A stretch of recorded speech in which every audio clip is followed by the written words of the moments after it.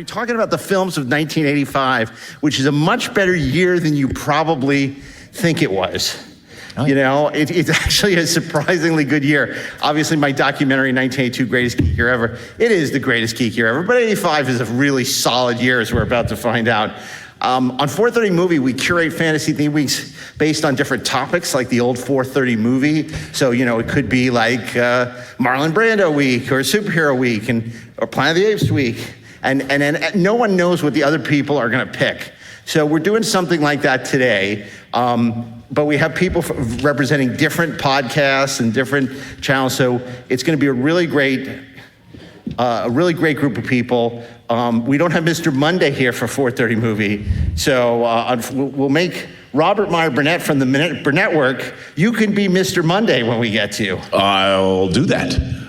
Okay. I can sing I Don't Like Mondays if you want. Well, there you go. I really don't. I do like Mondays. You know, filling in for Tuesday, which would normally be DAREN DOCHTERMAN on the 430 Movie, we have the two co-hosts of the Kids Stay in the podcast, where two Gen Z kids discuss movies with their Gen X dads. And I'm not gonna tell you who their dads are. I don't know either. Then, of course... Hey man, I thought we said we wouldn't talk about that in public. On Wednesday, he can't see to stay in the box. He's always with the out-of-the-box picked. It's none other than the writer of Thor, X-Men First Class, showrunner of Dota, Dragon's Blood, but we know him as Mr. Wednesday on the 430 Movie Podcast, Ashley Edward Miller. Hello, and by the way, I want to point out I'm drinking smart water. We'll find out if it helps. It's like Heat Vision and Jack. I'm the smartest man in the world. Okay, I'm referencing pilots that didn't get picked up now. It's not going to get a things big that reaction. don't exist for 500, Mark. So, and then finally for Friday, well, I'll do Thursday, which is what I do on the 430 Movie. But we brought in a ringer for Friday. He doesn't have a podcast. He doesn't have a phone.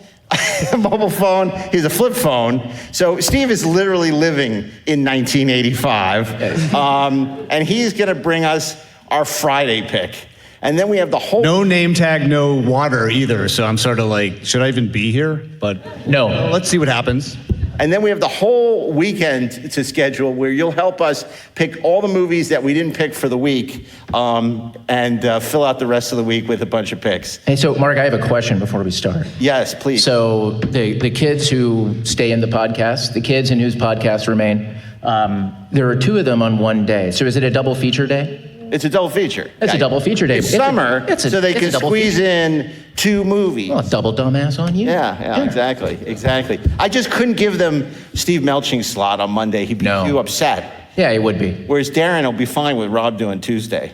So well, Rob's doing Monday. Or so I think. Okay, well, we're going to start. But before we do, tell me something about 1985 that's interesting. I'll go first. New Coke. This was the short-lived formula that made Coke taste like Pepsi. The one thing you don't want Coke to taste like. That was a big deal that year. Mikhail Gorbachev became premier of the Soviet Union, which led to a lot of interesting things. Other facts about 1985 that set the tenor? No? I became a freshman in high school in 1985.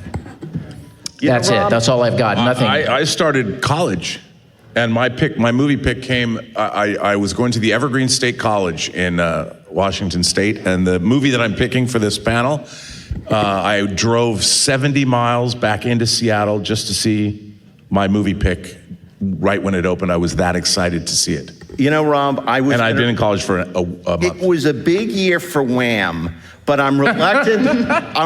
Mark, every year is a big year for Wham, especially if you watch Star Trek. Well, I was just going to say, I'm surprised you're alive, because I actually thought that when you saw Strange New Worlds combine Wham in one episode, your head would explode. No, you know what it is? The fact that Star Trek uses music like Sabotage and Wham is the greatest example about why everybody involved with modern Star Trek should be swept away, because they have no imagination Save it for the next panel. Oh, wait, we're not doing that panel? We're not doing that panel yet, no. No, Inglorious Treks. Because I'm going to be inglorious today. Is next. Okay, let's talk the films of 1985. So I'm going to sit down, and we're going to start with Rob Meyer Burnett giving us his pick for Monday. What are we watching on Monday, Robert? Well, if anybody watches my show, Let's Get Physical Media, on Sundays, they will know that this was a film that is near and dear to my heart. I have a Polish movie poster for this movie hanging in my movie room. It's one of the great directors of all time who made his name in the 70s with a trifecta of amazing movies. You might have heard of them. The French Good use of the word trifecta, Rob. The French Connection, The Exorcist, and the recently released 4K disc of Sorcerer. Damn right. Which was destroyed at the box office because it came out in the wake of Star Wars. I'm, of course, speaking about the late, great Mr. William Friedkin, and even though he's passed away, he still follows me on Twitter, which, go From beyond. and his masterstroke, as it said on the poster, he's back on the streets again with To Live and Die in L.A. Can I just say, Rob, that if we were in Vegas, I would be a very rich man, because that was my prediction Yes. for your pick. Of course, Willem Dafoe, coming off of his turn as Raven Shattuck in Streets of Fire in the year before for Walter Hill, plays the great counterfeiter Rick Masters, which there's so much imagery in that movie I won't get into here, but you've got you've got Wang Chung doing the score, Friedkin's directing, Bud Smith is editing the film. It was done for quite a low budget. And of course, they did things like they did in French Connection they weren't supposed to do when it came to car chases and things like that. And William Peterson, the great William Peterson, who went on to great success in CSI and then later appeared a year later with Michael Mann's movie Manhunter. He was a Chicago actor, part of that whole David Mamet group. And it was really, he does have a small role in Thief, Michael Mann's Thief, but To Live and Die in L.A., he plays a starring role, and he's incredible. Rob, let's before we go on with To Live and Die in L.A., let's take a look for those who aren't familiar with To Live and Die in L.A., although you should be, or at least with Wang Chung, because we're all going to Wang Chung tonight. Keep that to yourself. And William Friedkin directed the music video for To Live and Die in L.A., believe it or not.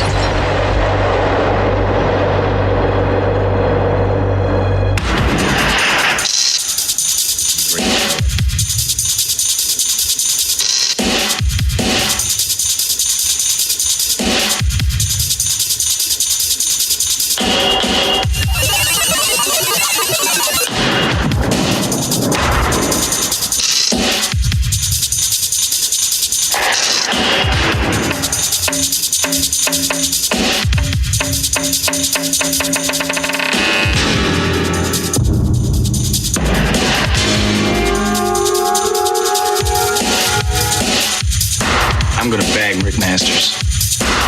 We got a chance to make him on a hand-to-hand buy. You can't come up with the front money. You're not for real. You're not the first agents to get next to Masters. You're not wired, are you?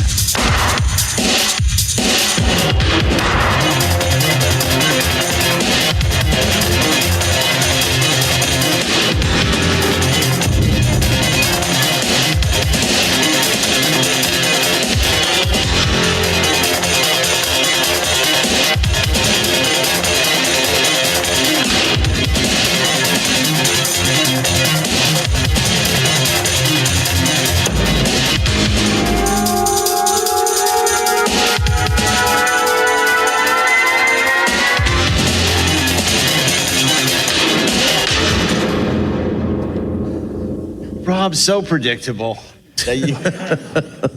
Good choice, though. Great choice. Such a great. Not a lot of people have seen that movie. And they need to. I mean, it was not a huge hit when it came out. You know, because it got criticized by a lot of critics as being a Miami Vice ripoff, which is really weird. You know, because it was not that. It's much darker, and I mean, just because of the way it's shot and the use of music. Wang Chung did the score. They did a bunch of songs, but it's so much more than a Miami Vice ripoff. Well, and Miami Vice was new. I mean, he was making this movie before Miami Vice debuted. Yeah, and look, Michael Mann, when he was doing Miami Vice, was essentially doing a William Friedkin movie. Yeah. You know, in TV form. That's a great point. No, I mean, they both came out of the same tradition. I mean, French Connection, Michael Mann and William Friedkin. I mean, Michael Mann made Thief in '81 because Friedkin made French Connection, so they were on a. They're in a creative conversation. It's a creative path. And it may be hard to believe that Willem Dafoe could be an even bigger badass than he was in 1984's Streets of Fire. But in this, he doesn't wear suspenders. Even without So he's the- actually cooler. And he plays, he's Raven in Streets of Fire. He plays in this, he's, Rick Masters. Rick Masters, of Yeah, course. yeah, literally And just he's- on the Yeah, I screen. know, in giant letters. And Daphne from Frasier is in this movie. Playing Daphne from Frasier, which is a really weird It also crossover. has a great one sheet, which I'm sure you have, Rob. I do. Okay. Well, that's your pick for Monday, to live and die in LA. So on Tuesday, we're going to look at the Kid Stays in the Podcast. Who wants to go first, Caden or Isaac? Am I going first? Yes, you are. Okay, Caden, you go first. I'm not going to beat it around the bush. My pick for Tuesday is Day of the Dead. First, he created the most frightening film ever made. Then, he took his unique vision of terror one step further. Now, George A. Romero takes us out of the night, beyond the dawn, and into the darkest day of horror the world has ever known. Day of the Dead. There have to be survivors in Washington. Oh, my. They have more sophisticated shelters than this one. There have to be people in those shelters who know about us, who know where we are. With no radio contact, they'll come looking for us. I said shut up! They can be tricked into being good little girls and boys, the same way we were tricked into it, on the promise of some reward to come. What the fuck is wrong with you people? They're dead! They're fucking dead, and you want to teach them tricks? They have to be rewarded, Captain. Why else will they do what we want them to do? I don't want them to do anything but drop over!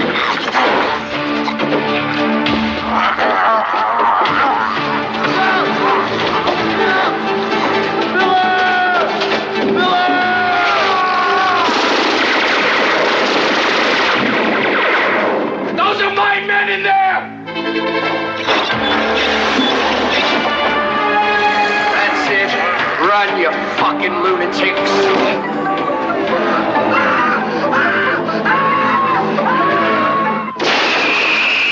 George A. Romero's Day of the Dead, the most eagerly awaited day in horror film history.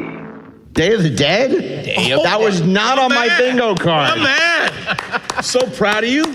I knew Bob was going to want to adopt you the second you said that. Not only is that such a surprise, I don't even have a clip for that. By the way, can I just say, they just found the actual negative to the film, which had been lost. They announced this last week, so Shout Factory will be bringing us Day of the Dead in 4K. Nice. Right? People are like, you collect discs? Tell us all about it, Caden.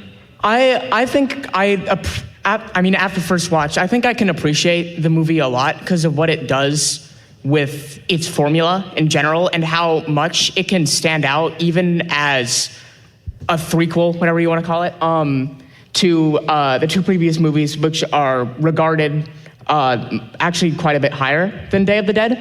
But I think it manages to stand on its own really well because of kind of the unique take that it has on the zombie formula and how it's less about the situation and more about the people who are there. And I think I think it's just really interesting. It's a really interesting film. Can you talk about Dub the zombie? Oh, you mean Bub? Sorry, Bub. Why did I say Dub? Did you call him Dub? You know what? Because I'm on like Inglourious Traxpers in the 4:30 movie. We've never met a word we don't want to mangle. Go ahead. Yeah. I think Bub's awesome. I mean, I think the last thing I expected to happen in that movie was for a zombie to pick up a gun and shoot a guy. Spoiler alert. Yeah, spoiler. I don't know. I think Bub contributes a lot to that movie, and just like how he's used in that film. There's so much significance to Day of the Dead. One, Greg Nicotero got his start on Day of the Dead. It's the last great George Romero zombie movie. And I remember when I saw it, they just painted the theater. So I have very vague memories of it because I think I was so high from breathing in the paint fumes at the theater that I didn't really remember it that well. But Day of the Dead is one of the great trilogies, obviously, and a great pick from you, Mr. CADEN Miller, and unexpected, I might add. Isaac, what's the second half of the double feature? Great. So there are a few years which really show the emergence of a certain genre. 1977, for instance, really showed the reemergence of science fiction with the release of Star Wars and Close Encounters of the Third Kind. 1985 shows the real emergence of the action hero. Stars such as Arnold Schwarzenegger were just coming into fame. He had just done Conan the Barbarian and skyrocketed with Terminator. And additionally, Sylvester Stallone recently had done First Blood. But in 1985, you see the release of Commando. Now, oh yeah, good pick. Somewhere, and somehow. This really shows Arnold's emergence as, this military protagonist, a similar, role. You remember what his name was? John Matrix. John Matrix? Yeah. John Matrix. He took the blue pill. And it lasted for 4 hours. That was the original length of the cut. Sorry, go ahead, Isaac. These kinds of roles Arnold had would echo on later throughout movies such as Predator. My apologies. And it is, really important not only in his career, but in launching that action hero movie of the 80s and eventually 90s. The same year, we see First Blood Part 2 come out, which also shows Stallone, take on that action role with, Rambo. He won the Vietnam War all by himself. It was amazing. I believe it. If only we had sent him in 68. That was a very good year for movies. So, I knew somebody would pick Commando. I didn't know it would be you. But before you talk more about it, because there's so many great lines, but I think they're in the trailer, let's take a look at the Commando trailer. Green Beret is gonna kick your ass. What's your favorite line, though, from Commando, Isaac? Dead tired? Dead You know what I told you I'd kill you last? I lied. Stick it in me, John. We don't need the girl. Wait, what? They hunted him down. Colonel, we went to a lot of trouble to find you. They murdered his friends. And they took the only thing he would kill for. If you want your kid back, then you gotta cooperate. Right? Wrong. Now, somewhere, somehow, someone's gonna pay.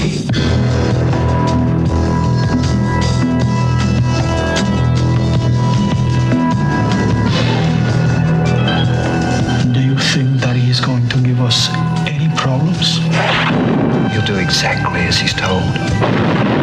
Hasta luego, fellas. You're a funny guy, Sully. That's why I'm going to kill you last. Are you gonna tell me what's going on or what? Great on, John. No. Don't disturb my friend. He's dead tired. What are you doing? Helping you get her back.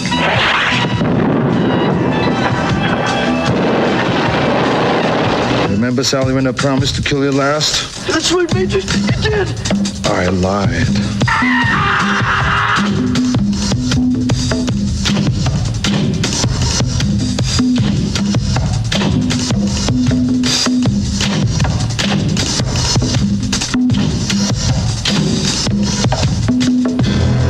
If it's a mission no man can survive, he's the man for the job.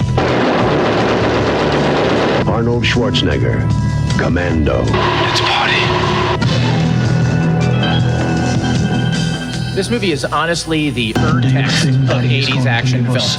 Any problems? And that was Vernon Wells from The Road Warrior in there. Damn right it was. And Bill Duke. The great Bill Duke. But, we should just do a week of great movies filmed at the Galleria. And Monday it's Fast Times at Ridgemont High. Tuesday it's Valley Girl. Wednesday it's Commando. Thursday it's T2. So, Isaac, so any other thoughts about Commando? That's a great pick, obviously. Great pick. Yeah, no, that's everything. Okay, so that brings us to Wednesday and Ashley Miller. Now, I don't want him to feel obligated to have an out-of-the-box pick. It's okay if he doesn't, but more often than not, you expect Ashley to come up with something ridiculous, like, 1984, Cloak and Dagger.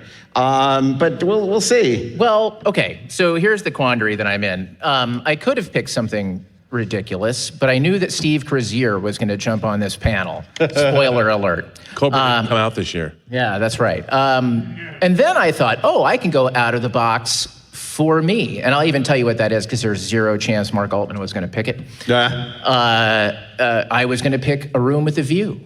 I almost picked that, actually. Bullshit. I love A Room with a View. Okay, yeah, I love that movie. See, we could have had a conversation, Caden. Way to bring this room down. I know. Great movie, fun. It's a E.M. Forster adaptation. It's Helena Bonham Carter. She's like amazing. Anyway. Luminous. Luminous. She's luminous. Neither here nor there. The movie that I finally decided to go with in the spirit of this week isn't really out of the box. It's just a movie that I really love. Oh, good. That's and good enough. It kind of reinvented a genre Comic-Con, to a certain baby. extent, and kind of created its own genre. It made action horror comedy cool before action horror comedy was cool. And the premise of this film is that a high school student realizes that the hot next door neighbor who's macking on his girlfriend is actually a vampire. And so he goes to get help from Roddy McDowell, of all people, who's the exact Fright Night. Peter Vincent.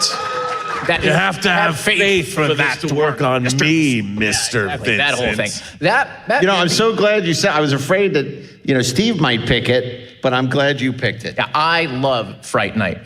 Tom Holland, who's just an insane genius, wrote and directed this movie. It's got the best friend who's kind of the crazy geek who turns out to Evil Ed, who Stephen turns out to Jeffries. be even crazier than we thought. Yes, Stephen Jeffries, who's a madman in this movie. You're so cool, Brewster. Amanda Bierce is luminous in this movie. Chris Sarandon is luminous in this movie. He's so good. He's so good. And Roddy McDowell is just fantastic, perfectly cast. Totally. And the third act of this movie is choice. The way they take on the vampire is awesome. Let's take a look at the Let's trailer. look at the trailer.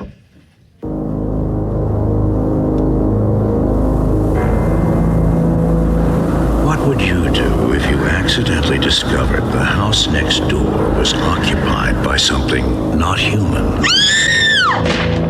Something horrifying. Something unspeakably evil.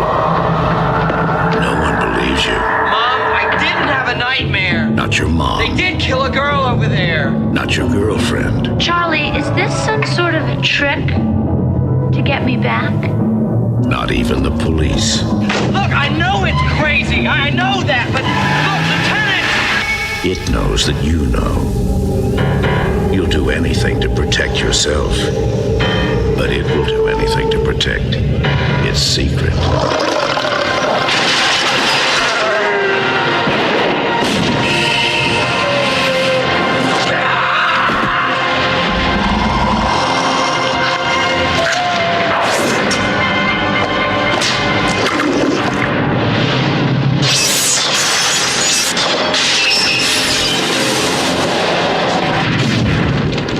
Fright Night. If you love being scared, this could be the night of your life. It's freaking great. There's actually a great documentary about it. I can't remember the title. I'll figure it out. We'll post it somewhere on social. But just a great movie nobody saw coming.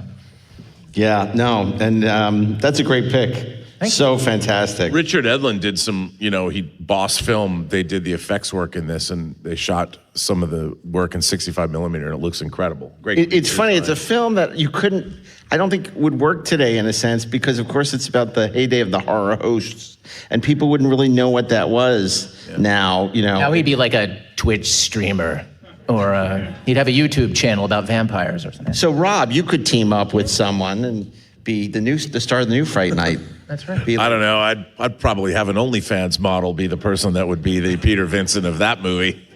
I mean, you got to make it modern, right? Yeah, you got to.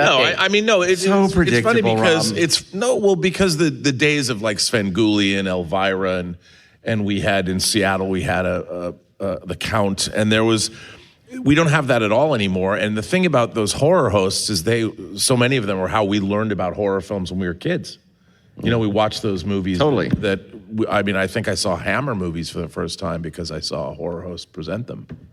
Yeah. So, well, that brings us to Thursday, and as people who listen to the 4:30 movie know, I tend to be indecisive about these things because I'm left with all the great choices because these are all great choices, but 85 was a particularly spectacular year in so many different genres. You know, it's like you look at Westerns, I mean, yeah, there was Clint Eastwood's ripoff of High Noon, Pale Rider, which is, it's no Unforgiven, but there's Silverado, which is Lawrence Kasdan's postmodern Western, which is awesome. Yep. Kevin Costner emerged as a star, but I'm not going to pick that. There's, so many great teen comedies. There's, obviously Real Genius, which we was on the show recently. Yep. Val Kilmer's brilliant in it. I can't believe no one picked The Breakfast Club yet.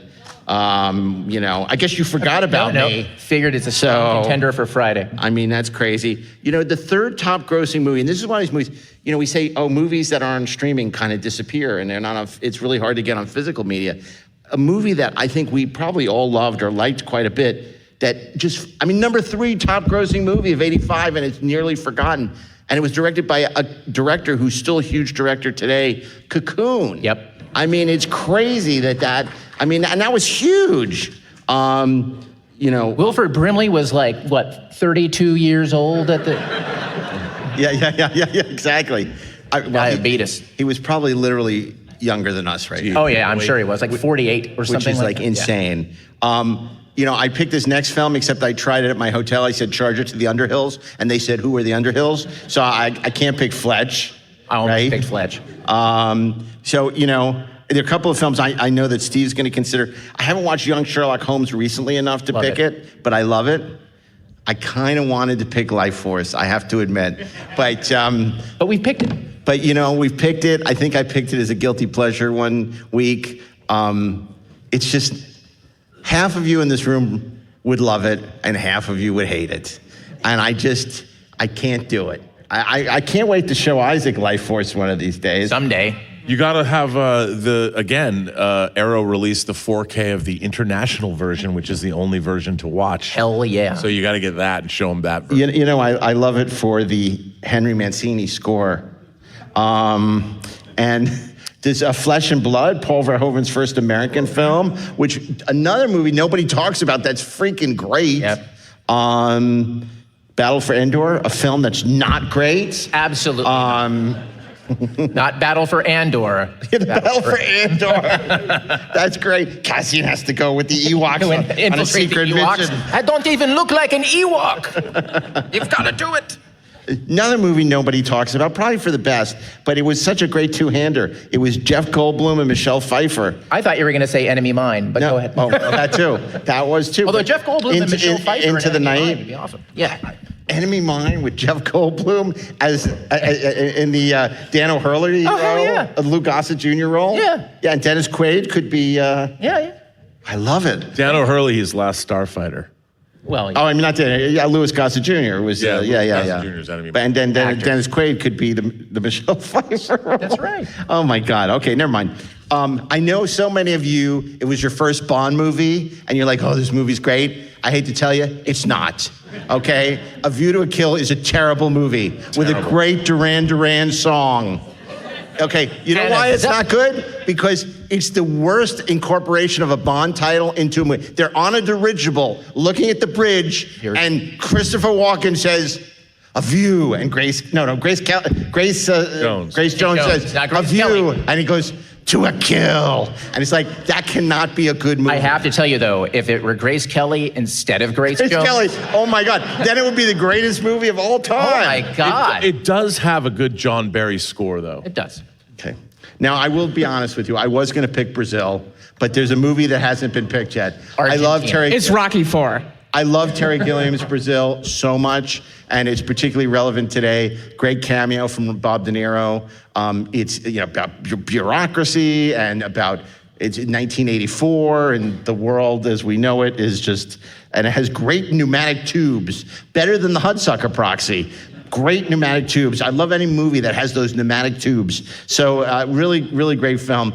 And of course, it is the triumph of the auteur over the studio, because as most of you know, the documentary about this, The Battle of Brazil, is even as good as the movie, because the studio chopped this thing and re-edited it and made it into a piece of crap. And then Terry Gilliam basically got critics behind him and they released the actual Terry Gilliam cut, which is genius, which is great. So it's just like what happened with Once Upon a Time in America in in '84. But okay, my pick. Thank you. Is a crowd pleaser. You know what it is. There are very few perfect movies. Raiders of the Lost Ark, Casablanca, a couple of movies. There is a movie called Perfect that was released in. No, Perfect is a piece of. Anyway, with John Travolta and Jamie Lee Curtis. That may be one of the worst movies I've ever seen. Oh yeah, it's absolutely. Times I wanted to walk out of a movie. So I don't know. I think there's some things to like about that movie. Imperfect. So crazy. But I will say there are very few perfect movies, and Bob Zemeckis' Back to the Future is one of them. See, okay. And that's going to be my pick, because I want to get back in time. And I recently saw the musical, and it reminded me how great the movie is. So I just love it. It's brilliantly cast. The time travel plot is phenomenal. It's funny. It's smart. It's heartfelt. It's just great. But you don't like the sequels. I don't like the sequels. I'm one of the few people. I do not like the sequels. I don't like 3. I love 2. But look, I think it's a great pick, because Back to the Future, I think maybe the most 1980s movie of the 1980s. It just kind of captures everything that's great about movies in that decade, and it just kind of sums it up like into that film. And then it just kind of it pluses it up. And you're right about the stage show, which is really, which I think is good. I saw it in London. It's good, but it's missing the best line. He's like, Marty, there's a problem with your children. They turn into assholes or something? And it's like, it's missing that line. It's like, how can you not have their turning into assholes? Yes, how could you not have the kids turning into assholes? Yeah. That was actually the original title of their podcast. The kids turn into assholes. But give it time. They're just going to grow up to be like us. That's what we mean. Oh, it's such a great movie. But to me, it's like the Matrix trilogy. There can be only one, or that's Highlander. But there can only be one. Oh, that's also true of Highlander. Matrix, the Highlander. Forget the sequels. It's like for me, Back to the Future. I mean, I kind of don't hate the third one, but I love the first movie. It's so great. It's classic. Back to the Future also represents Spielberg was wielding his power by producing other movies, other filmmakers' films. He did, obviously, Amblin did Gremlins for Joe Dante, and Robert Zemeckis was somebody Spielberg could work with on things like 1941, and he'd done movies like I Want to Hold Your Hand and Used Cars, which is great. And so Back to the Future it just represented that Spielberg wielding his power in such a great way with collaborators that he was giving them a chance to step up, and they were able to create like a Gremlins, like Back to the Future. So that was a really cool example of Spielberg as a producer really bringing something to life that his juice got made. Speaking of 1941, it's a good movie. It's overhated. It's overhated. That's a good word. Instead of overrated, overhated. I like that. You should do a podcast on overhated movies. Yeah. Okay. We're underhated. I like that. The over. And then, of course, he wasn't the first person to play Marty McFly. There was the original casting. Mask, which was also in 1985. Mm-hmm. Oh, look what I did. And of course, he's also going to be in Doomsday as Smart Water. He's also going to be in Doomsday as Marty McFly, because why not? Right, multiverse. Yeah. Okay. Fantastic. Well, so that's my pick. Let's take a look for the three of you who've never seen Back to the Future. Steven Spielberg presents Back to the Future, a Robert Zemeckis film. Marty leads an ordinary life. No McFly ever amounted to anything in the history of Hill Valley. Well, history is going to change. And 1985 is not his year. But Dr. Brown is about to change all that. Are you telling me you built a time machine out of a DeLorean? He's sending Marty 30 years back in time. It'll work! It's a flying saucer from outer space! Now he's trapped in the past. It's gotta be a dream. About to meet Chocolate. his future father. He's a peeping Tom. And he's making an impression on his mother. It's an absolute dream. And he can sleep in my room. Anything you do could have serious repercussions on future events. Now he's got to make his mother and father fall in love. For crying out loud, I haven't even been born yet. And only Dr. Brown can help him get back to the future. Are you telling me that this sucker is nuclear? Precisely. Michael J. Fox. Whoa, this is heavy. Christopher Lloyd. There's that word again, heavy. Why are things so heavy in the future? Is there a problem with the Earth's gravitational pull? Back to the future.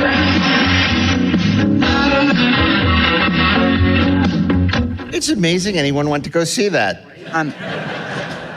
I'm surprised you went this long without talking about the ride at Universal. Yeah, the ride was so great. I can't believe they got rid of the ride. I love that ride. It just went back to 1955. Well, it'll be back soon. You saw that meme recently that it's been as long a period of time since Back to the Future came out as Back to the Future and where Marty McFly in the 80s went back to the 50s as it has been from now to when Back to the Future Except it's came 10 out. years after that. Because it was 30 years, and 30 years from 1985 was 2015. Oh, yes, that's true. Yeah. Wow. No, Well, wait, that way no, you could go back No, wait, hold on. Mark smells bread. No, 83, and he went back to 1953. So 1985, and he goes back to 1955. Okay, math was never my forte. If Back to the Future happened today, you could go back in time and go to the opening night of David Fincher's Seven. Dude. That's how old we are. And we were doing the same panel back then, and SmackDown. Jesus. Yeah. Okay. Well, we have a very special guest today. We know him as Crow, Steve Kriozeere.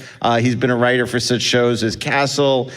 He's Agent X, The Librarians, and of course VIP with Pam Anderson, who's going through a renaissance. So you can mention that credit again now. Yeah, Steve, you got a pick for us for Friday? Yes. Would you like to tell us? I know.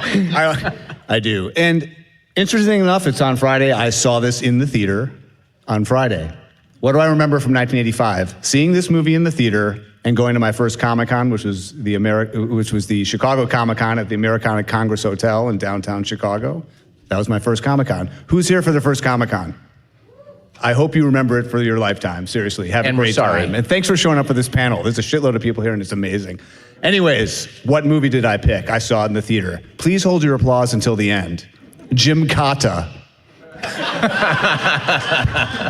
Please hold your applause till the end. What is Jim Cotta? Kurt It is Thomas the is skill of gymnastics combined with the kill of karate. Jim Cotta. I didn't want to do this panel, and I was on. Mark told me that the whole panel is about Jim Cotta. So I'm here, and it's nice to hear about these other movies, but for me, the biggest movie of 1985 was Jim Cotta, which, if you've seen it, it takes place in the country of Parmesan. Are you familiar with Parmesan? Do you know why Trump doesn't tariff Parmesan? He's afraid of Parmesan. He's tariffed Wakanda 70% on vibranium. He's tariffed Latveria 100% on adamantium. Dr. Doom is upset. But Parmesan, he doesn't tariff. Except for pommel horses. How is he gonna get Spoiler alert on the pommel horse. We'll get into the pommel horse after you've seen everything. But I also want. I'm talking to George Lucas on Sunday about getting the pommel horse in the museum. You'll see what it is. It'll be a great interactive experience for people to use the pommel horse to fight off the village of the crazies. Steve, can we show the trailer? I think let's just get into the trailer. It's the late Kurt Thomas. He was a great gymnast for the United States, and he was picked to be in a film. And let's just go to Take us back to Parmesan, 1984, 1985. Let's go to Parmesan. His name? Kurt Thomas. His title, 3-time world gymnastics champion. His assignment, a secret mission for the United States government. His only weapon, himself. And that's all he needs. Combine the discipline, the timing, and the power of gymnastics with the explosive force of karate. And a new, all-powerful martial art is born. Gymkata. Kurt Thomas becomes Jonathan Cabot. He must penetrate a mountain fortress to compete in an ancient savage ritual. They call it the game. But nobody wins. And nobody lives. Until now. When gymnastics and karate are fused, the combustion becomes an explosion. And a new kind of martial arts superhero is born. Gymkata. You know when they say they don't make them like that anymore? They really don't make them like that anymore. Although I would like to see an Alien versus Predator, Gymkata meets John Wick. That would be awesome. Oh, there was a little Gymkata in Jurassic Park, too. Steve, anything you want to add now that we've all... Kurt, his performance is incredible. It's a shame he's not around. There can't be a sequel to Gymkata. They're talking to Michael Phelps about doing Swimkata. We'll see. I don't know. I found a quote from Kurt about the film. This is true. It was shot in what is now known as Yugoslavia. So Parmesan was made up. We're all creative types here, and it's like I wonder, like, what were some of the places that they didn't choose? Like they ended up with Parmesan. Like, did they not choose like Cheesistan? Like, what were the places that didn't work out, but they picked Parmesan? But they shot in Yugoslavia. They used some local people in the production in that scene in the Village of the Crazies where the pommel horse just happens to be in the town square. And it should be in the Lucas Museum. I mean, wouldn't you like to like swing around on the pommel horse and have an interactive experience in the Lucas Museum? We'll see. I'm talking to George on Sunday. We'll see. Anyways, what did Kurt say? He said, patients were from a Yugoslavia, or the actors that they used there, the extras, were from a Yugoslavian insane asylum. And we provided them with alcohol and a buffet for their time. This sounds like the best trip to Vegas ever. Yeah. So it is the Village of the Crazies is like super authentic. I mean, it's great. I mean, I think after the Lucas Museum, after you're done with the pommel horse, you should go into the Village of the Crazies and experience the whole thing. Did anyone actually has seen this from start to finish? Some people have. Anyone see it in the theater? I did. We saw. That's all I remember from '85. Story for you, Steve. I took the girl that I took to see this movie in a theater, who I liked very much. We went to 2 different proms. She called me when she was after her first year of college. She said, listen, you're the only person I know that can really accept this. She said, I'm coming out as gay. And I said to her, it's because of Gymkata, isn't it? And she saw the scene of when Kurt Thomas is walking on his hands up the stairs and the DP did a nice job of focusing on a certain area. So maybe, I don't know. I don't know. I mean, I'm just saying that's exactly what she said to me. And by the way, she was at my 40th high school reunion just last week, and she looks incredible.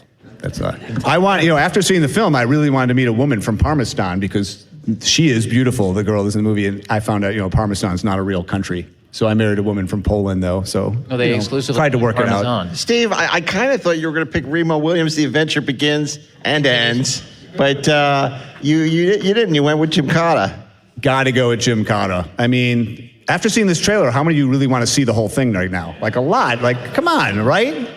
You don't even need Mystery Science 3000. Just like enjoy it by yourself. It's like, it is great. It's wall to wall awesome. And honestly, like, they don't make them like this anymore. Like, it doesn't happen anymore. There's no way they would make this. When we're done, we'll call the American Cinematheque and tell them that, or the Academy Museum, that they need to do a Gymkata revival.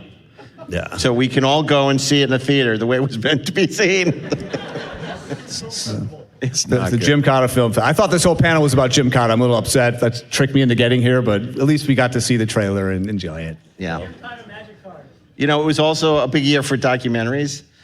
God's Country. It was not about Morgan Wallen. It was about, I don't know what it was about, but there was a lot of big documentaries that year. Rob, I'm amazed. I would have thought you showed a little love for St. Elmo's Fire.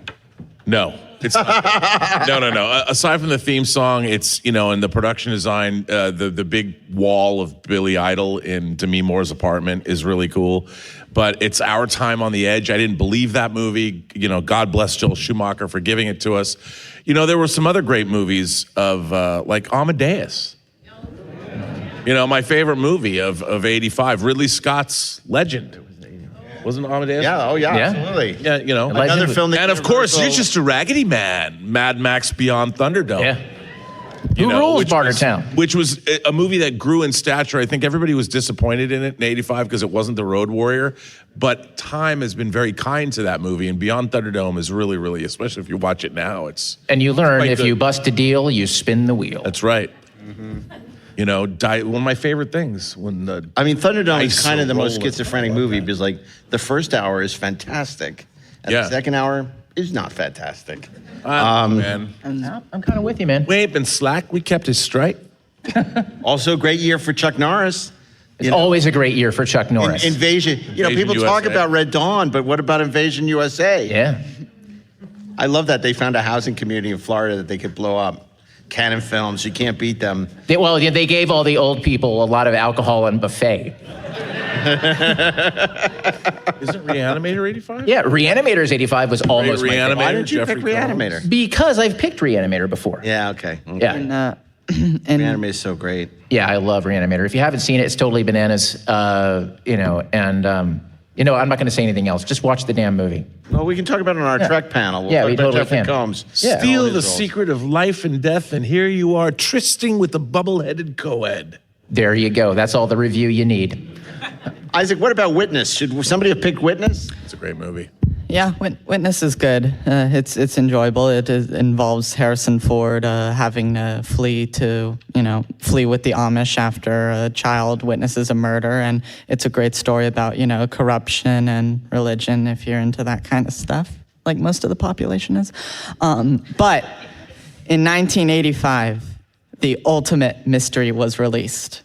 A mystery so good that it did not have one ending. It did not have two endings. It did not have four endings. It had three endings. 5 is right out. What was that, Isaac? It is an adaptation of the great board game Clue. Tim Curry's in it, Pennywise himself. I remember when I watched the movie at movie night for the first time, whenever we paused, me and my sister would try to figure out who the murderer was. She got it wrong all 3 times. I got it right, though. So. Yeah, well, you had 3-to-1 odds. Yeah. Pretty fun.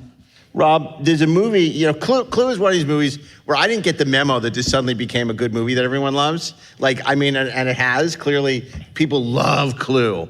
I remember seeing it in 85 I know what and thinking, you're going to do. I know what you're leading up to. You know what I'm leading up to. There's another movie that everyone in America loves except for Rob Burnett. Rob does not just not like this movie. Rob hates this movie. And, it's going to be like Frankenstein. You're going to all want to come up here with torches and light his... Let me tell you what his tower on fire. The most insufferable movie of 1985, and it is not good enough. Goonies. Oh my God, that's fighting words. It's the worst. So beyond wrong. The Goonies aren't just good enough. The Goonies are pretty much the best. It's the only movie. Let's hear it for the Goonies. You guys are so wrong. Watch it again. It is I will watch it again and again and again. It's a movie that has too much kissing in it, and I love kissing. It's just egregious on every level. Oh my God! Kissing bothers when Robert Shaw, when Quint runs his fingers down a chalkboard in Jaws, and he gets everybody to be quiet. That movie is the equivalent of running fingers down a chalkboard for 2 hours. No. Yes. Wow. God, that movie's terrible. And don't mince words, Rob. God How do you really look, feel? If you want to talk about a Richard Donner movie that came out in 1985, because he directed Goonies, but he also directed Lady Hawk. Now that's a movie. That's a movie. Which is great, by the way. When you see Michelle Pfeiffer and Rutger Hauer see each other, in that church, and she looks up and she says, Navarre? I even say that, I'm gonna cry. That movie is 10,000 times It's the two most beautiful people in the world Goonies. saying hello. It's pretty great. You know, I think that that scraping the chalkboard analogy is interesting because I think you could also apply it to you, like ruining everyone's fun with the Goonies by saying, no, this is a horrible movie. Yeah, he's not wrong. But I love it. Steve Kriozeere, I know we finished talking about Jim Cotta, but I thought you might also want to talk about Gotcha. Oh, Gotcha, so That's good. a great movie. About Gotcha? Yeah. I'm speechless. Because Gotcha came out that year, which is also another great kind of 80s movie in Europe, you know, with the Linda Fiorentino. Yep. And who played the kid? Anthony Edwards. Anthony Edwards. Anthony Edwards, of from course. He had hair. Yeah. Yeah. It's crazy. He had hair. Yeah, no, Gotcha. I love that trailer movie. for Gotcha? I don't know if we did. Gotcha's awesome. I don't. I may not have picked that because I didn't think anybody would pick it. Was started Return of playing the Living Assassin that Dead? year. Return of the Living Dead, 1985. That's a great movie, yeah. too. I just remembered I saw it in the Is it theater. 85? I don't think so. And it may have been 85. Yeah, I think you might be off. But, you know, Joe Dante's Explorers is another one of those movies that was a bomb when it came out, but has found an audience over the years. And both of those people are here today. And Explorers is an infinitely better movie than Goonies. Oh my God. Oh, wow. Oh my God. We're gonna have words. Rob, there is a movie Big that came out of New multi-syllabic. Zealand that year that you're a big fan of that a lot of people don't know about. The Quiet Earth. That's a crazy The Quiet movie. Earth, directed by Jeff Murphy, who directed another great New Zealand movie called Utu. Jeff Murphy was a second unit director on the Lord of the Rings trilogy. And if you've watched the behind the scenes, which you should, he had a chair that he had brought around all over to every set, and then they burned it when they were done shooting Lord of the Rings. But The Quiet Earth farted in it too much. is a great end of the world story about a man who wakes up one day and finds out that every person on Earth has disappeared. And he doesn't know why or how, and he doesn't know why he has survived. And then over the course of the film, he finds out he might not be the last person alive, but it's a really wonderful, kind of heady science fiction film. But it like its title, it is quiet, but it's really worth checking out, and it is available on physical media. I just also want to point out, people don't give enough credit to this. You know, there was a year where Spielberg released Jurassic Park and Schindler's List in 1 year. Massive accomplishment, right? Amazing. This year, John Hughes, he didn't direct both. I was gonna say, when are we had getting- Breakfast Club and Weird Science. Yes. Both of which I love, but Breakfast Club is a great movie. Both are better than the Goonies. Oh my God. Okay, Breakfast Club is better than the Goonies. Weird Science speaks to me. I feel like I was Anthony Michael Hall, or I was his friend who was equally nerdy but not as memorable. I mean, And now you're Emilio Estevez. yeah, that's right. Yes, I am. Or Bill Paxton, who literally gets turned into a giant pile of shit in Weird Science, which is fantastic. But he can still talk, and that's what matters. Man, I'm surprised it took us this long to get to the Breakfast Club. Right? I mean, and that's, I think, the last thing we can really talk about. But before we do that, we have very little time, but if there's a movie we missed, you want to line up at the microphone and just tell us what we missed, that'd be great. Breakfast Club, why is it great? There's a lot of reasons. I think number one, the acting is terrific. It makes really great use of just a very compressed sort of time schedule and space. But the secret weapon of that movie is William Atherton, who is just he could William Atherton isn't in the Breakfast Club. Who the hell was Mr. You're talking about Paul Gleason. Thank you.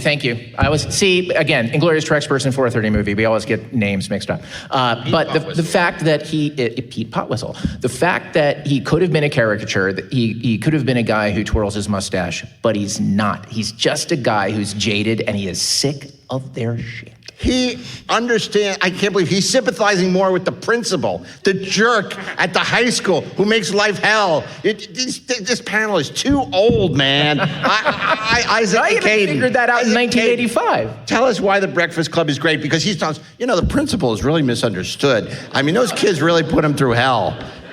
No, it's a great character piece, great ensemble, and it has that John Hughes vibe, Chicago, all that.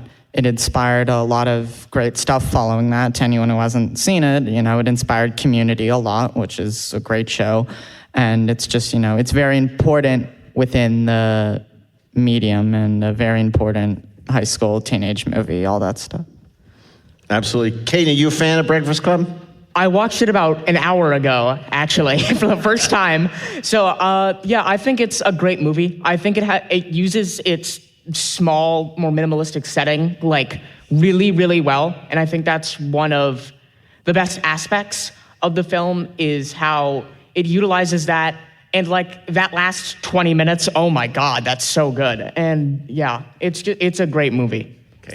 We're going to do rapid fire through you guys, then we got to finish up. And the good news is we're the next panel. So if you like this panel and you like Star Trek, or if you hate Star Trek, you should stick around for our Inglorious Trexperts Live. But let's do this really fast because we got to wrap up.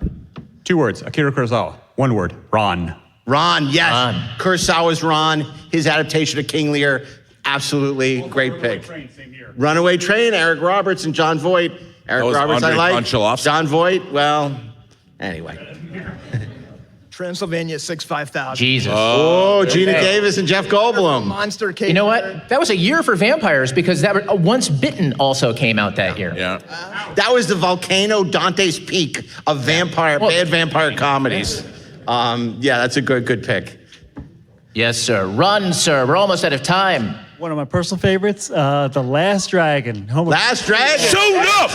Well, Don the Dragon Wilson. That was a little unsettling. Fantastic. I might have peed. Sorry. Excellent choices. You did well. Actually, it's Barry Gordy's The Last Dragon. Oh, yeah, right. What am I talking about? Barry Gordy. Of course. You know who was in The Last Dragon who was great? We had him on Librarians.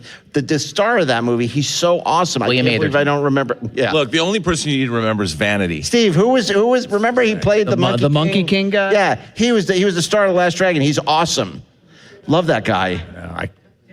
It wasn't Timok, but I wish it was. Okay. Well, anyway, you guys were such a great audience. We're going to have to do 1986 next year. Thank you so much. Thank you. I'm going to start now.